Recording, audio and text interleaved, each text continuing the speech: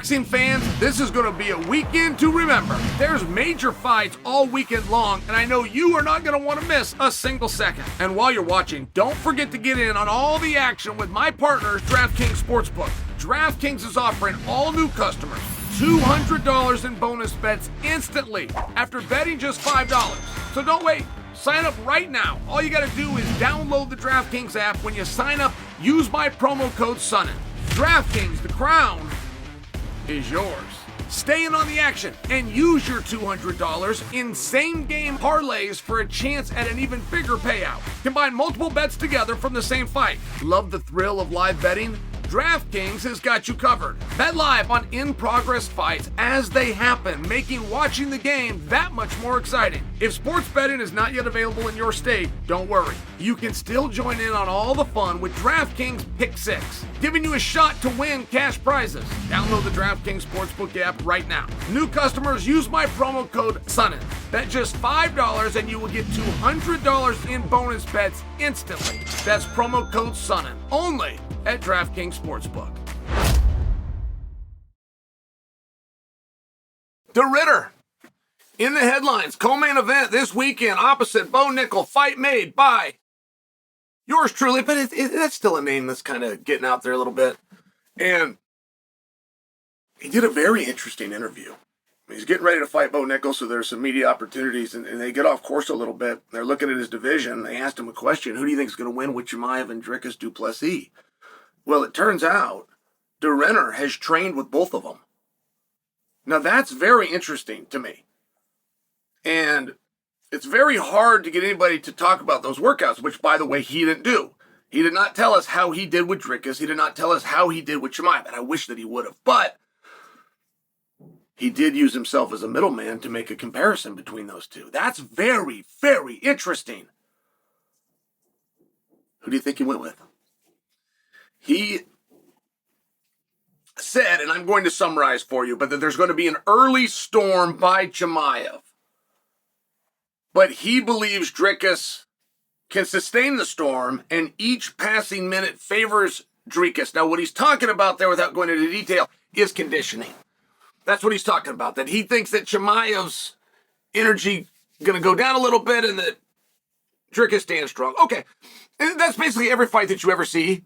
It largely is a game presented as, I'm going to hurt him before he hurts me, but it's really, I'm going to get him more tired than he gets me. That's what is actually going on in front of your eyes. That's a broad stroke. And that's really only true after the first round. But that's what the Renner talked about. That's what he talked about. And my bigger takeaway, my biggest takeaway, was the respect that is now being shown to Dricus. Because he did not get that, did he, guys? He didn't get that from any of us. He didn't get that from anybody. He came out and demanded it. The Dricus story is a great story. And there's all sorts of guys up and down the roster. I mean, Joaquin Buckley is attempting to do Dricus. He's done a damn good job, but he didn't do it as well as Dricus. I mean, you got to remember that story. He piped up on social media to 200 plus followers because nobody followed him. And he complained about the placement he had on a card in relation to a debuting Bo Nickel. And he made an interesting argument. It had never been made before, so nobody really knew how it would go. And it wasn't as though we're going to redo the way that we do business and then the guy that's been there before gets in front of debuts, but they listened to it, an opportunity presented. Bo Nickel actually came off the card. So that whole spot opened up. Who are we going to move up? We're going to move up the one and only guy that asked to be moved up. It's how the UFC has always done business. Always. They largely greatly respect who wants this more. How do you know? How do you know? What an interesting measuring stick. Well, not always. If there's an opportunity and only one guy asked for it, boom, he wants it more. Pretty simple thing to ask. Everybody had the ability to ask, but only one guy did. And I just bring that to you. That is what kicked off everything. And by the way, Dricus did not look invincible. That was his fight with Darren Till, whose dog tough had a torn ACL. It was one apiece going into the third. And Dricus came out and did not use his striking. And at that time, we didn't even know that he should be. We didn't know he's a Joe kickboxer. We don't know anything about Dricus. Never fought on TV. At least on pay-per-view main card. Dricus comes out, tackles him with a double leg. We chalked that double leg, the success of it, up to the torn ACL of Darren Till. However, as time has gone by, you've got to look back at it and go, well, no, it just turns out that Dricus is good at doing stuff. He can do lots of stuff really well.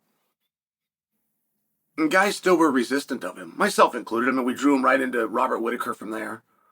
He got a beautiful placement of co-main event, but he was a 3-1 underdog. He was just supposed to go fall down against Whittaker. They brought Adesanya in so Adesanya and Whittaker could do their face-off. And I'm just reminding you of that time frame when Dricus ultimately got the nod to fight Strickland for the World Championship. He was the third call. Chimaev had become #1 contender by defeating Kamaru Usman. Chimaev gets the call. He's got a broken hand. He's out. Great. We can go with the fight that we really want, which is the rematch. Izzy versus Strickland. Izzy was out. Go to your third choice, who was an underdog. Goes out there and looks pretty good doing it. And then when you rematch Strickland, that's a very important fight for Dricus, because now you have a measuring stick. It's very hard to know, hey, is the guy growing? Is the guy getting better? You can say it. You can sell yourself on it. You can look at it like a fight expert, right? The hell is a fight expert, by the way? Some guy that dropped out of high school and got gold teeth. I mean, right? It's one of these weird things where it's not like this overly sophisticated thing, but every now and then you can have actual numbers. Little easier to come by in the training room. Hey, go run a mile. Keep track. A year from now, go run a mile. Let me see how my guy's doing. 3, 4, 5 years from now, have a journal. Hey, weights.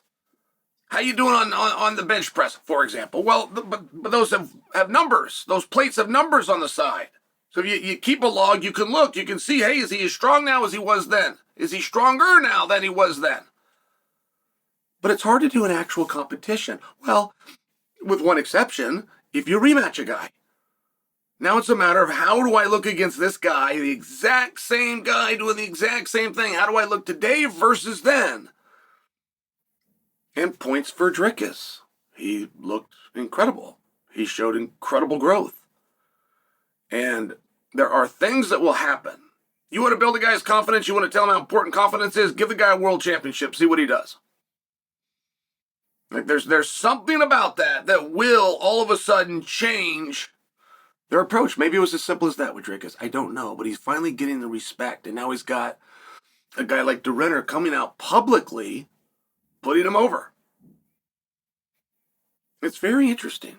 It's very interesting how things have shifted and changed for Dricus. And I will share with you, if you asked me about that fight 2 years ago or a year ago or even 6 months ago, I would have quickly dismissed it and told you Chimaev. I would tell you Chimaev every single round. But I don't feel that way anymore. I feel and I'm seeing what other people are feeling and seeing. Now, if that fight approaches, we'll do an actual breakdown and make a prediction, and that's not what I'm doing right now, but I will tell you that the greatness of Dricus, while being a slow drip, it is something that is now not only witnessed, but recognized by the industry, and he did it in a very short period of time. And if you really want to be a student of the game, the Dricus Du Plessis story is a very important one to study.